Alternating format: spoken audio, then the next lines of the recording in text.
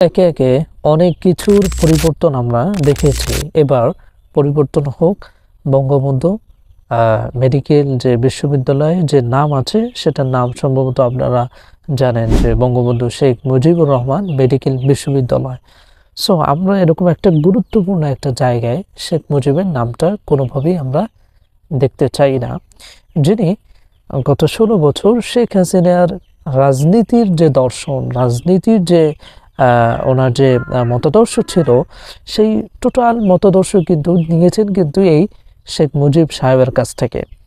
কিভাবে ভোটে ডাকাতি করতে হয়, কিভাবে সকল পলিটিক্যাল পার্টিকে নিষিদ্ধ করে দিতে হয়, সেটার সব কিছু দর্শন কিন্তু শেখ হাসিনা শিখেছেন তার বাবার কাছ থেকে। সুতরাং যে ব্যক্তির মৃত্যুতে গোটা বাংলাদেশের মানুষ আনন্দিত হয়েছিল, ইভেন আপনারা জানেন যে ময়মনসিংহ সেখানে রেল স্টেশনে মাস্টার নামে একজন লোক ছিল, যিনি আনন্দে আতিশয্যে তিনি মিষ্টি বিতরণ করেছে। শুধুমাত্র সেখানেই নয়, আরও বিভিন্ন জায়গায় মিষ্টি বিতরণ হয়েছে শেখ মুজিবকে হত্যা করার পরে।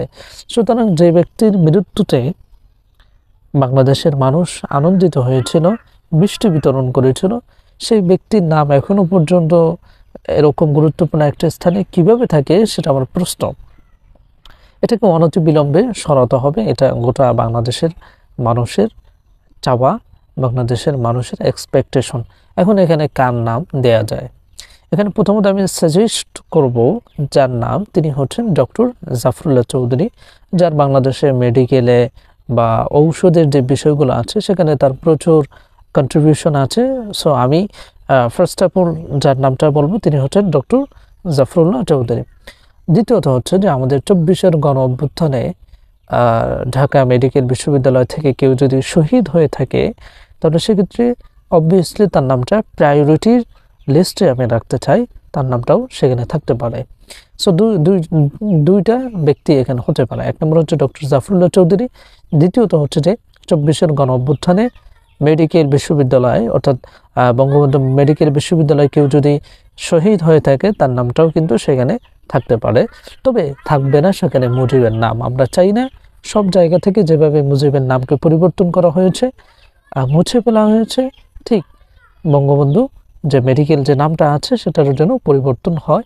এটা আমার চাওয়া, ইভেন আপনার চাওয়া। সো অবশ্যই সেটা এই বাংলাদেশের মানুষের যে বিশ্বাস, বাংলাদেশের মানুষের চাওয়া, সেটার অবশ্যই প্রতিফলন ঘটাতে যদি ব্যর্থ হয়, তাহলে সেক্ষেত্রে বাংলাদেশের যে অন্তর্বর্তীকালীন সরকার তিনি কিন্তু ব্যর্থ হয়ে যাবেন।